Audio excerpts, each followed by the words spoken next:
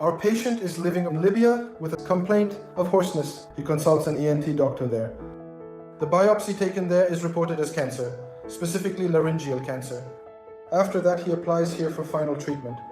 Now, in such cases, it is definitely beneficial to request imaging, like MRI or CT, depending on the situation, to determine how much the disease has spread. In suitable patients, it is possible for us to remove this disease with the help of a laser through the mouth. What is the advantage of this? We don't have any incisions on the outside. In classical surgery, sometimes we may need to open a temporary hole here. We may need to feed the patient with a tube through the nose. We can avoid these.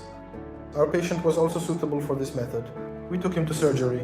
It's a surgery that will take about 2 to 2.5 hours. It lasts around that time.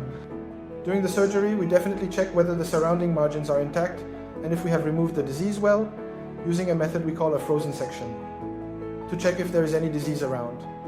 It definitely goes to pathology. The good news is that our patient's pathology came back completely clean. Of course, this doesn't mean the disease is completely gone and won't recur. Follow-ups will definitely be conducted. In the first year, monthly checkups will be done, then every 2 months, to monitor whether the disease recurs early, or if there is any other spread. So for now, there is no spread. The patient appears to be completely clean. As a method, as I mentioned, it is advantageous in terms of improving quality of life. Laparoscopy is one of the definitions of general surgery. Since they work in the abdomen, they do not work through a natural opening. They create an opening themselves. In ear, nose, and throat, the mouth is already a natural opening. It doesn't require a separate incision, and the same goes for the nose. It's the same when we work through the nose. So it's one of the things that offers an advantage from our perspective. Since there is a natural opening, it doesn't require any additional incision. In that respect, it allows the patient to be discharged quickly. We usually keep the patient for 1 or at most 2 days.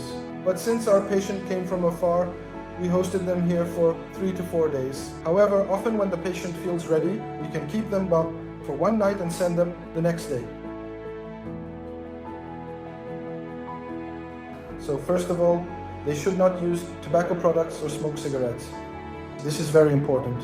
If they continue to smoke, this is one of the most significant factors that can cause the disease to recur. We definitely warn them about this. They should not overexert themselves initially. There will definitely be some hoarseness at first, because we clean the cancerous part. We end up cleaning some of the vocal tissue.